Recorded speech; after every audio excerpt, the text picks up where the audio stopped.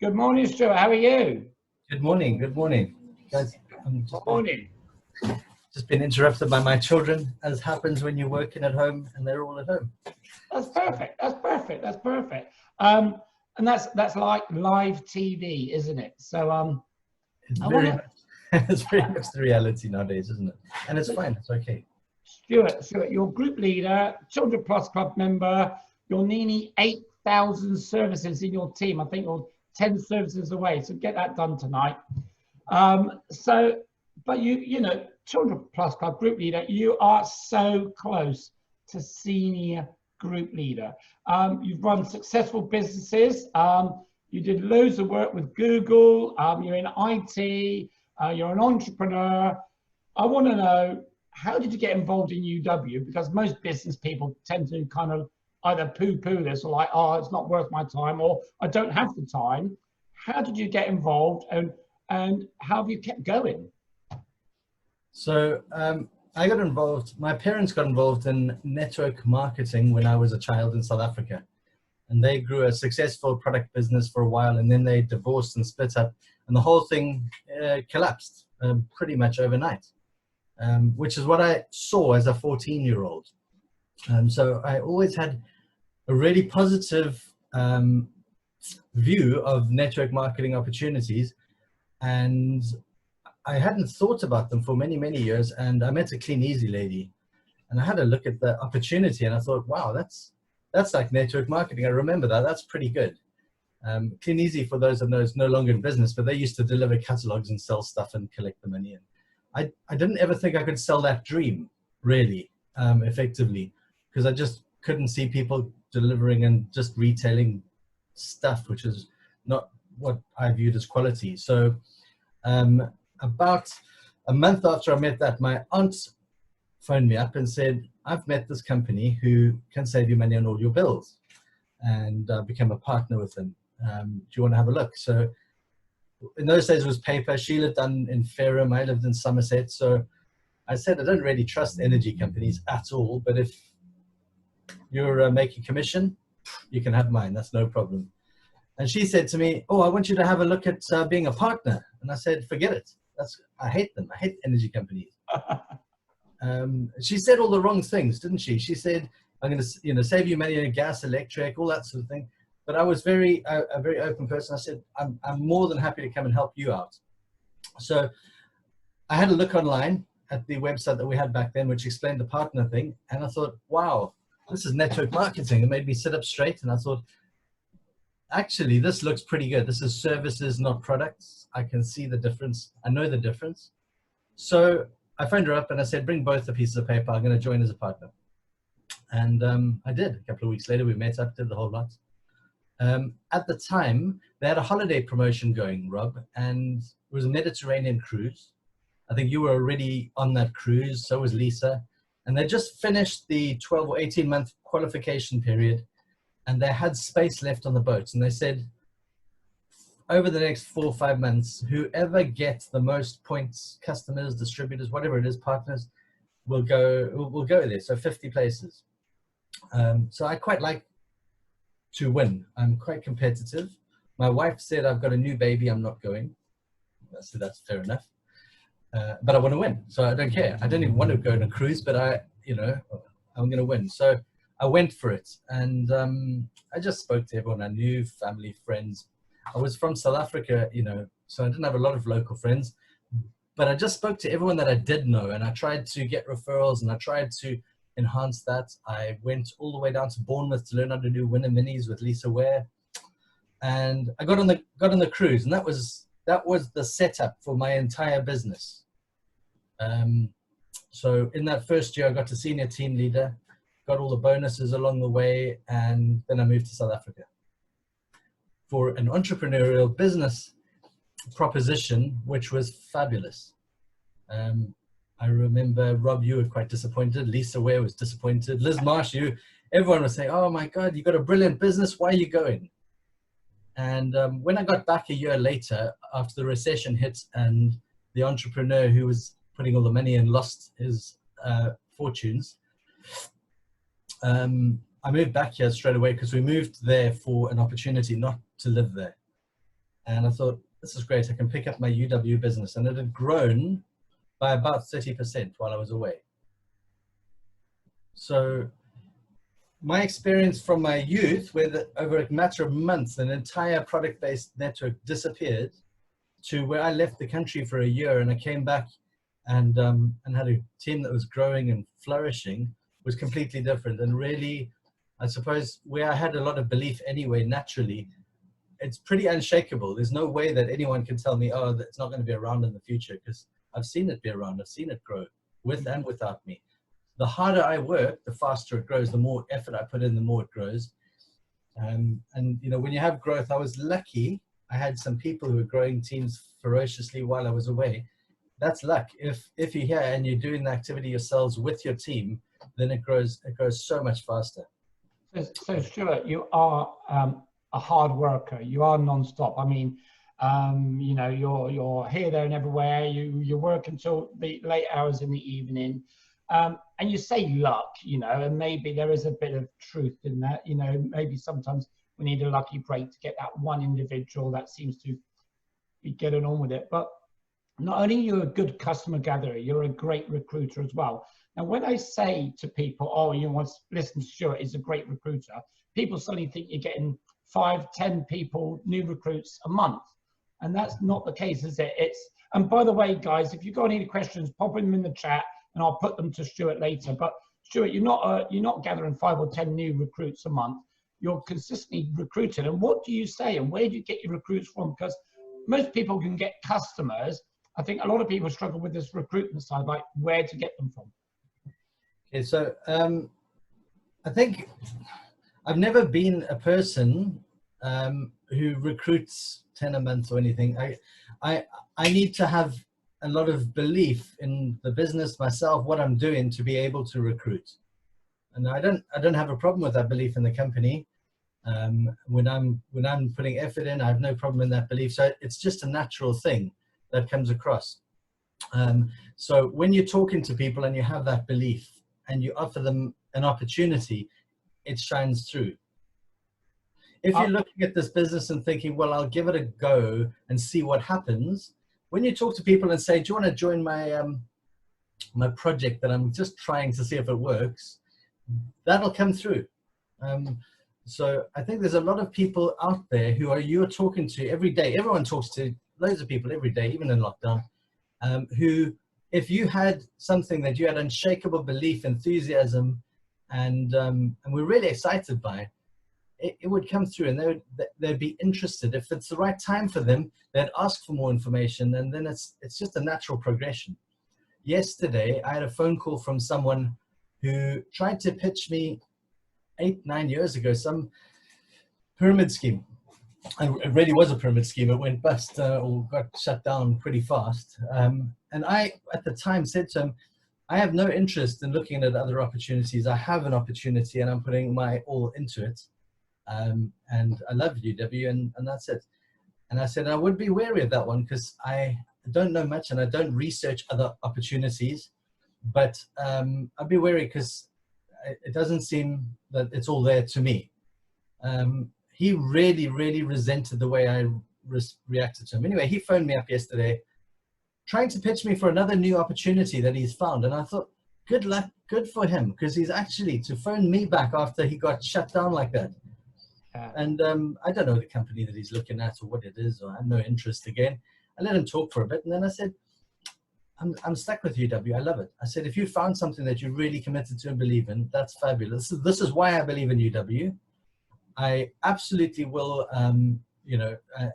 respect that you're going for this. I wouldn't be interested in joining. You can only chase one dream. Why don't you keep in touch and let me know how it goes?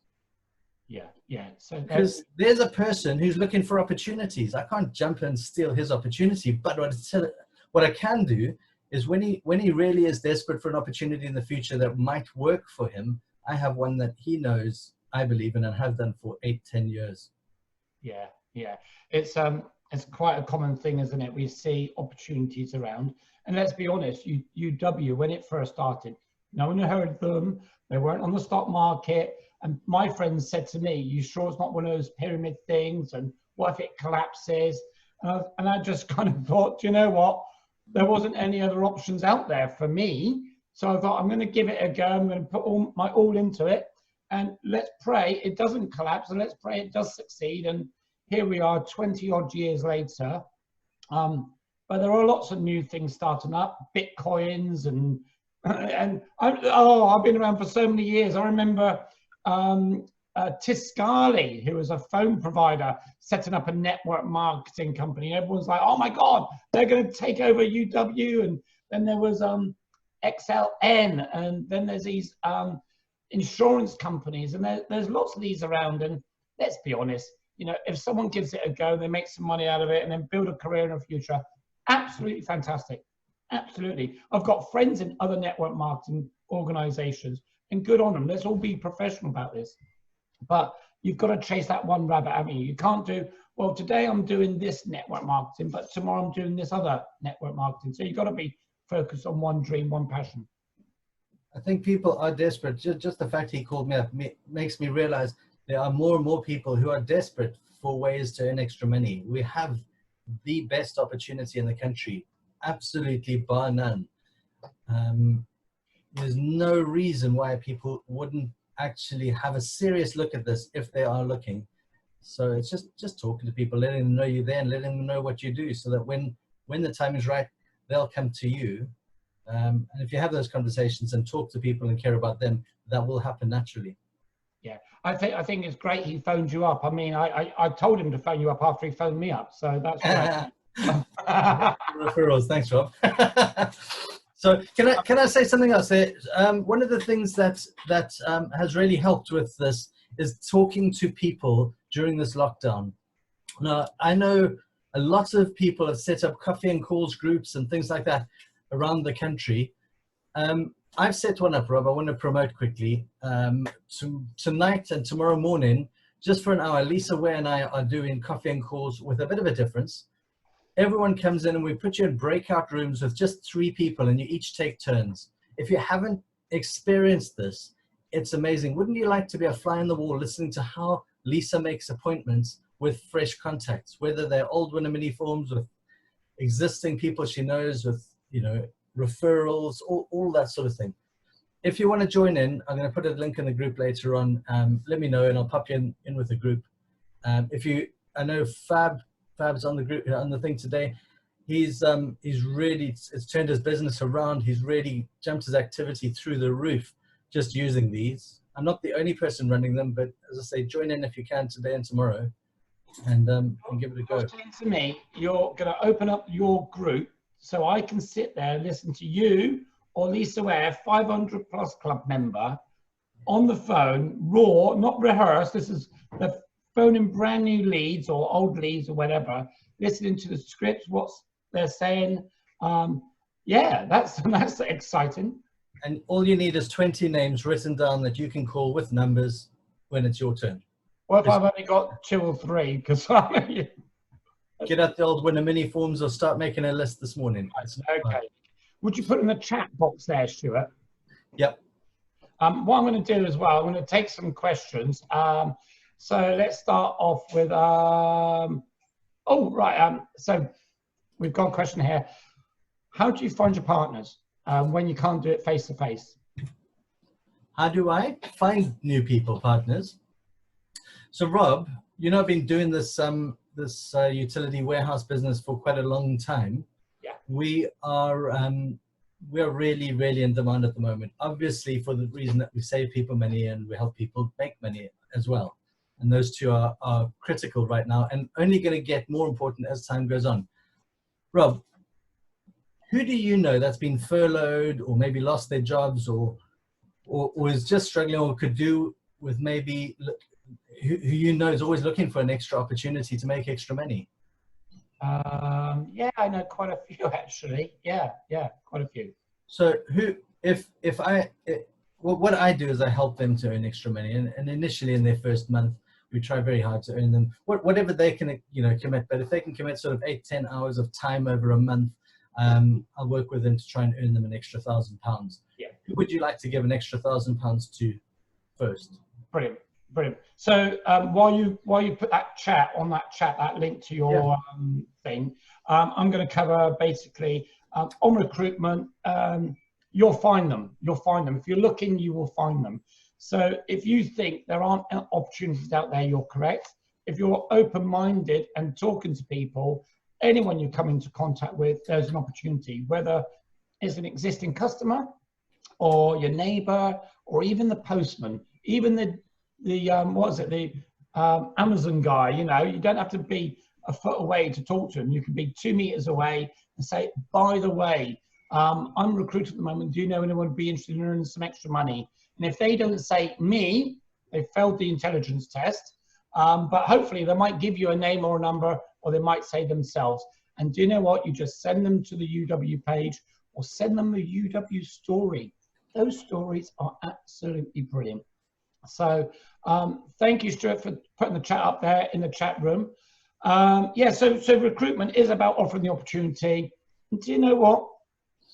If you just introduce one person to your team, that gathers 1 or 2 customers, and then suddenly they take off with this, you could have the next Stuart Edmonstone in your team with 8,000 services. That's a nice little income every single month. That's better than having a rental property that tenants can wreck. That's better than having an investment that you're watching every minute of the day go up and down, up and down, up and down, and then 10 years later it's just gone up a little bit. That's better than having a conventional business that you're waiting for staff to turn up, and when they do turn up, you're making sure they don't steal your products or upset your customers. UW network marketing is one of the best concepts, is the best concept, I think, in the world. Stuart. I think the format of the UW stories, the live ops and hotels, the best part of them for me always was the testimonials from different people around the room. And UW Stories has taken that and condensed it into one really powerful, directed at one profession type person. And the top tip is don't send just one, send 3. If someone's an NHS worker, send them an NHS one, send them a family one, and send them the one about earning extra money because they're struggling, because you don't know who they know. Yeah, good. That's a good tip, a great tip. And I'm thinking out loud. So we've got our WAM forms, we've got our warm list, we've got our Facebook contacts, we've got our LinkedIn contacts, we've got our, what else have we got? For some people on the call, they got their eHarmony contacts, haven't they? There's so many opportunities to pull names and numbers into the hat to get on to this and prospect people. Okay, so if you were doing this business again, Stuart, what would you do differently?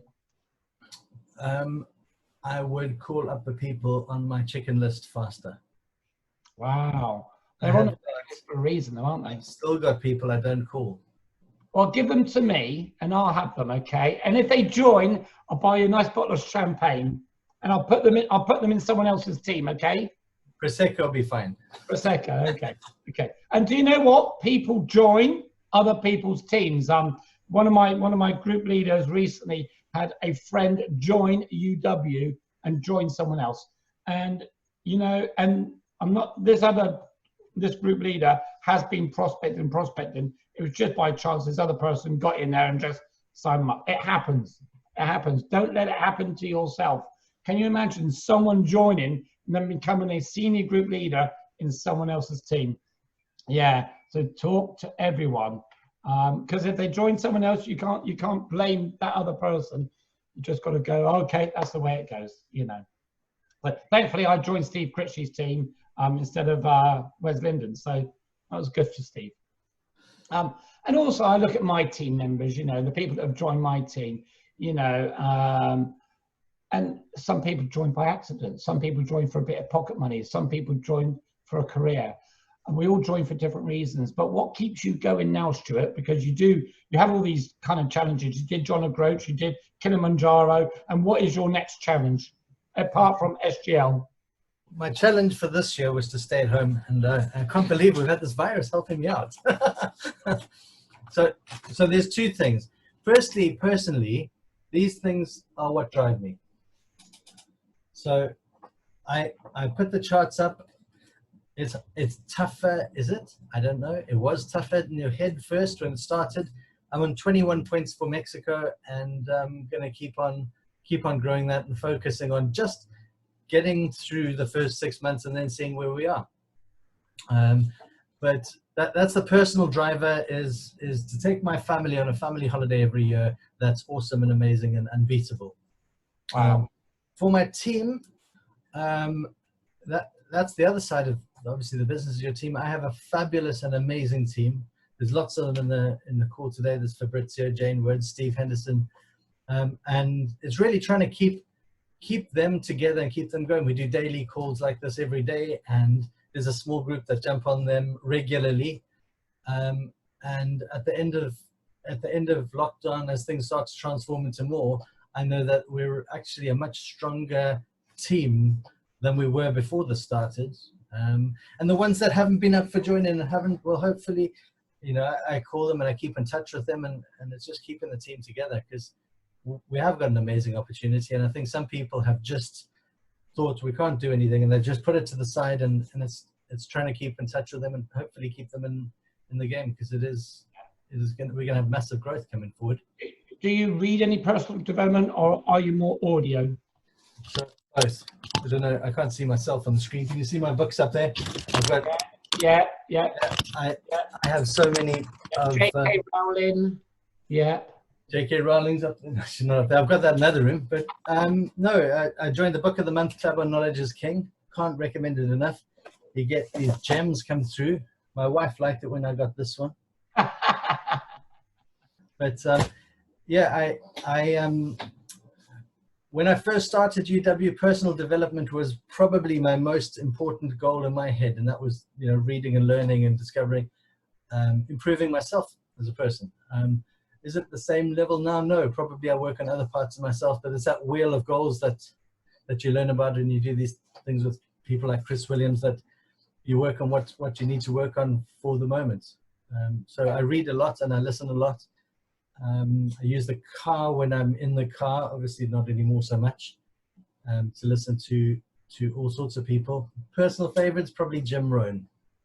Yeah, Jim Rohn's great, isn't he? Absolutely fantastic.